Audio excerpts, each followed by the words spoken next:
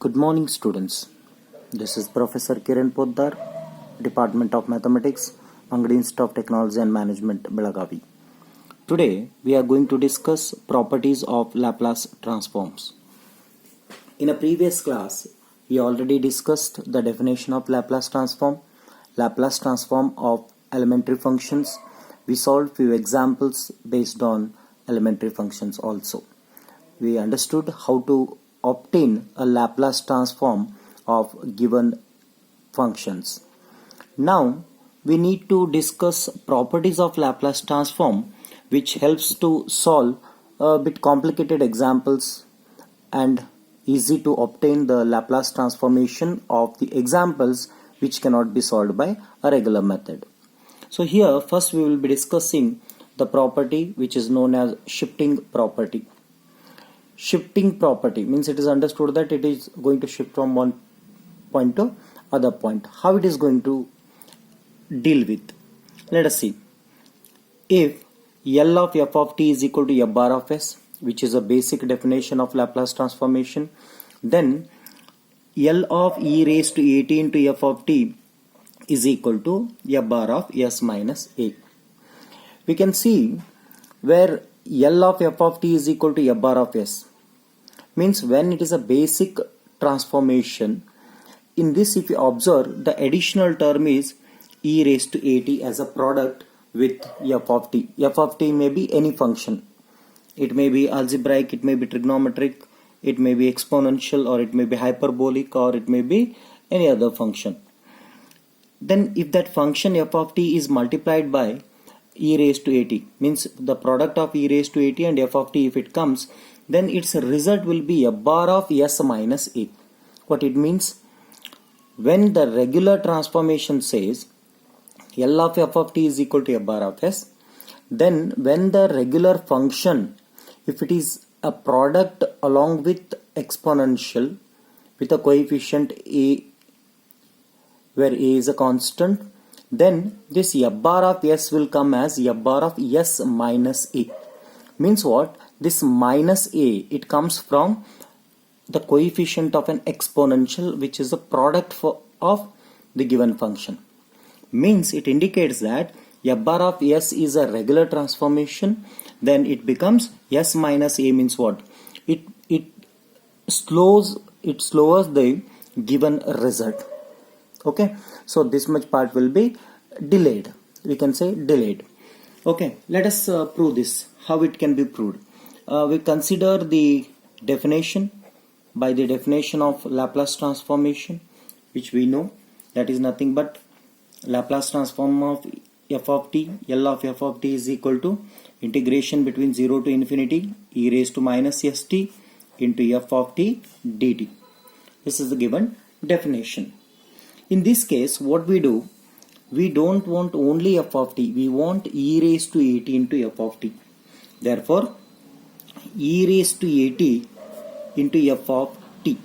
Now, whatever is there in a square bracket, that will be treated as a whole function. This is a whole function. So when this is a whole function, then this will be equal to integration between 0 to infinity e raised to minus st as usual. In place of f of t, we have taken e raised to at into f of t. Therefore, this whole thing will be written as e raised to at into f of t with respect to t.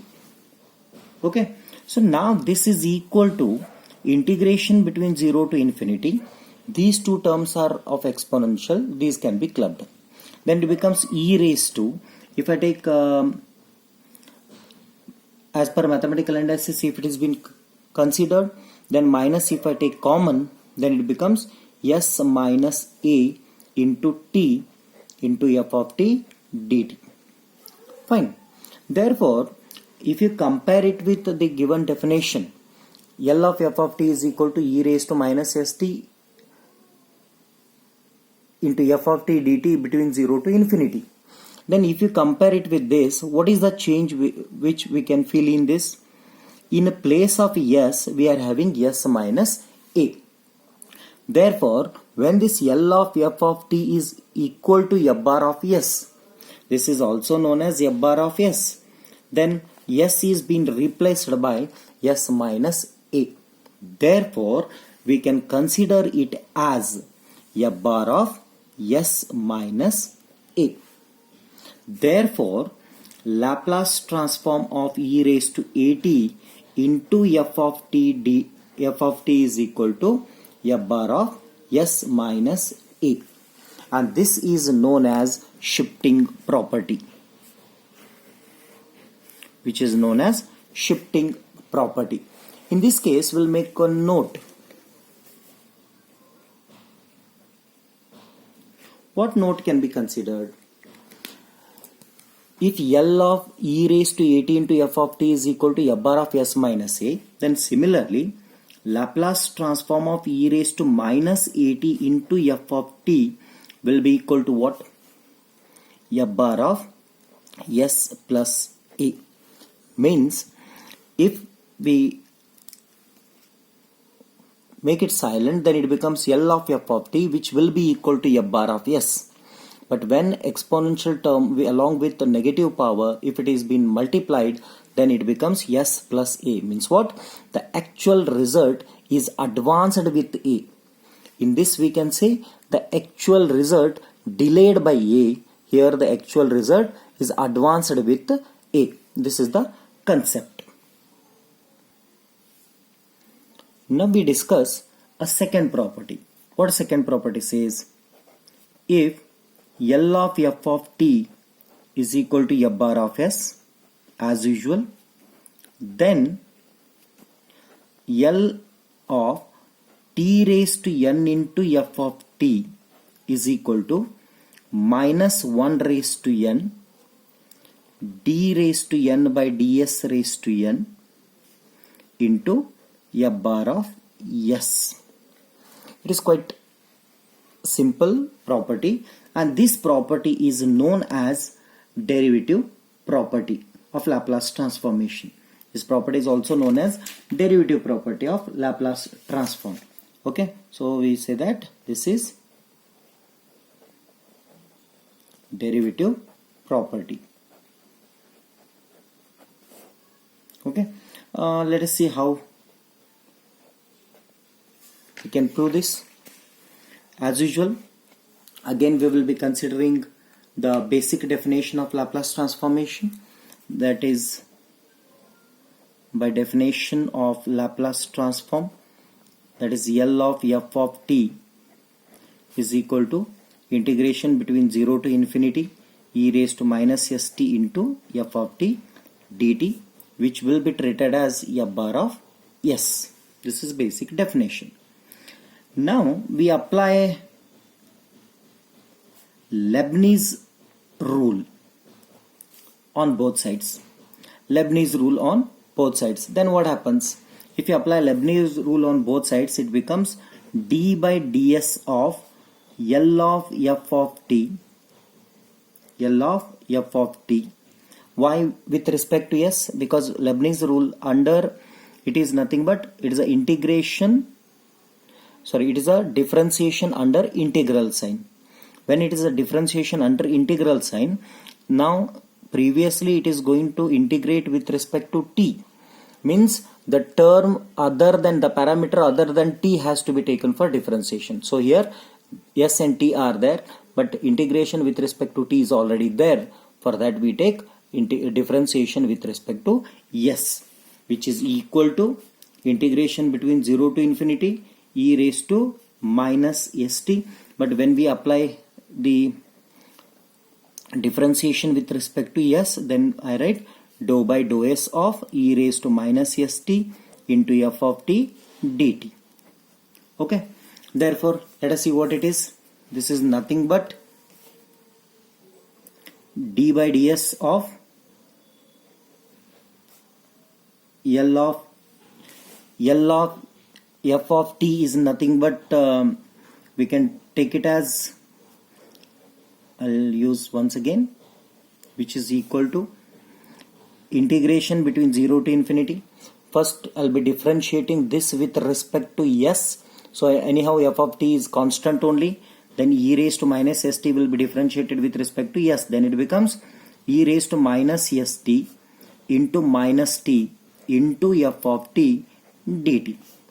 Then it will be taken as d by ds of f bar of s.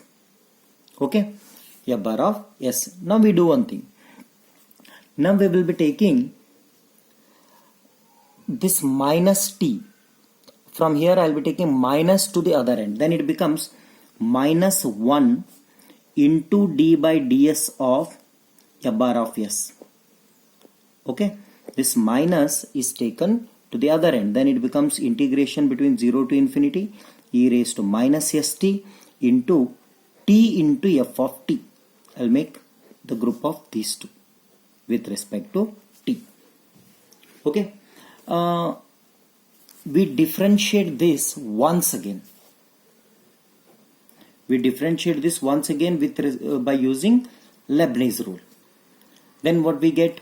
We'll be getting minus 1 into d square by ds square. Second time differentiation of f bar of s is equal to same. Integration between 0 to infinity dou by dou s of e raised to minus st into t into f of t dt. Same thing you do. Then it becomes minus 1 raised into d square by ds square into f bar of s, which is equal to, if you differentiate it once again with respect to s, what we will be getting? We'll be getting e raised to minus st into minus t into t into f of t. This t into f of t doesn't have any business with the differentiation because it is treated as a constant. Again, this minus will be taken to the other end. Don't write minus of minus will be plus. You write it as minus 1 raised to 2 d square by ds square into f bar of s. Okay, this is equal to integration between 0 to infinity e raised to minus st. T into t will be t square into f of t with respect to t. Now, when this result will be told as a d by ds of f bar of s, which is nothing but d by ds of L of f of t. Fine, L of f of t. This will be taken as f of t. Fine. When this result comes like this, that time it can be taken as this is nothing but Laplace of, as per the definition, sorry, not this one, this one, as per the definition, how we can take this one can be taken as, if you see the definition of Laplace transformation, then it becomes L of f of t is equal to e raised to minus st f of t dt between 0 to infinity. If you compare this result with the definition, what is the change? Integration between 0 to infinity e raised to minus st is same. Only in place of f of t, t into f of t is there. Though it can be taken as L of t into f of t. Fine. Then here, same thing if it is been compared with the basic definition of Laplace transform, what it will be? It can be taken as L into t square of f of t. Fine, t square of f of t. If you continue this, then what we will be getting? We will be getting minus 1 raised to n d raised to n by ds raised to n of f bar of s. Okay, which will be equal to, here what we will be getting? Integration between 0 to infinity e raised to minus st, it will remain as it is. Then this t square becomes a t raised to n into f of t dt. Then again we go through the conclusion. We go to the conclusion. That conclusion will be L into t raised to n into f of t. So this is the required result. Instead of taking LHS equal to RHS, I have taken RHS is equal to LHS. Fine. So this is the required result, and this result is known as derivative property. This is known as derivative property. Fine. Now we have one more property we have another property which says if L of f of t is equal to f bar of s, which is quite natural, then L of f of t by t is equal to integration between 0 to infinity into f bar of s into ds. Here we can see other than normal f of t, it is f of t divided by t. Okay, so again the solution, the proof comes by definition. Again by definition of Laplace transform, we can write it as L of f of t is equal to integration between 0 to infinity e raised to minus st f of t dt. Okay, so what we do here, we can observe in a property the result comes in terms of an integral. Integration sign will be there. So what we do, we apply integration once again. This is nothing but f bar of s, right? So now I'll be considering this and this, second and third part of this result. Apply integration on both sides of these two. First I'll consider this. If we apply integration on both sides, then we'll be getting integration of f bar of s between 0 to infinity with respect to s, which is equal to integration between 0 to infinity of integration between 0 to infinity e raised to minus st into f of t dt into ds. Fine. But when we want to integrate this, we have to think whether we need to integrate it with respect to s first or t first. But if you remember this result, then we need to integrate this result with respect to s first or t first. We need to integrate it with respect to s first. Okay, so s first means we can see, but because when the double integration comes, when we integrate, first we take inner circle integration, then we go to outer circle integration. So first we need to go through inner circle integration, but it is a dt, but I want a ds. But if you compare the limits are constant limits, 0 to infinity, 0 to infinity. So what we do, we apply integration of changing the order of integration. When we take changing the order of integration on changing the order of integration, here it doesn't make much difference because limits are constant. Integration between 0 to infinity f bar of s with respect to s is equal to integration. When we change the order of integration, okay, when we change the order of integration, then what happens here?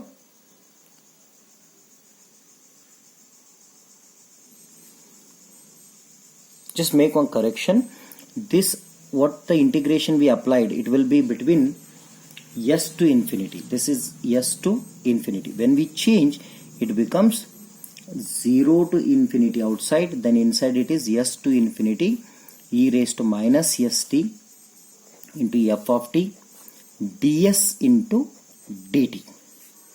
Fine, ds into dt. Previously we cannot integrate it with respect to t. If it integrate this with respect to t, then outer circle will be with respect to s, and s cannot be a value of s because this will be the value of s and this will be the value of t. When we interchanged, now it becomes, this is the value of t and this is the value of s. Okay, now we can integrate. Let us see what happens. This is equal to integration between 0 to infinity as it is. This inside it will be integrated, so this will be integrated now. So integration of e raised to minus st will be e raised to minus st divided by minus t. This f of t is a constant, it will be kept as it is, into dt, but it will be between the limit s to infinity. Therefore integration between 0 to infinity, when we apply upper and lower limit, it becomes e raised to minus infinity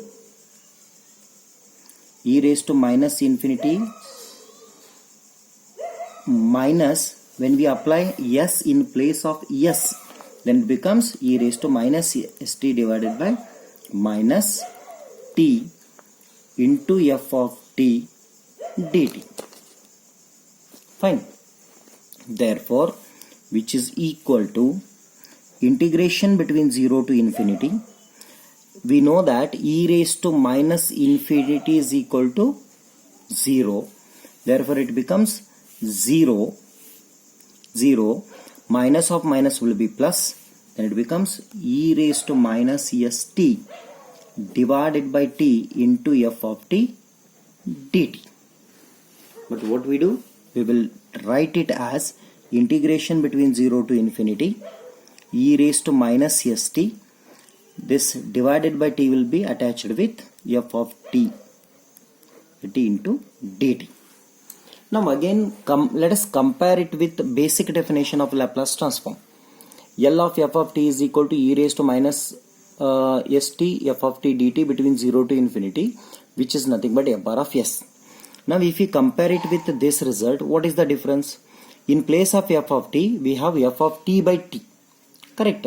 So f bar of s will remain as it is, but where we take L of f of t becomes f of t by t. Therefore, this integration between 0 to infinity, f bar of s with respect to s is equal to, the meaning of this by definition will be L of f of t divided by t. So this is the result.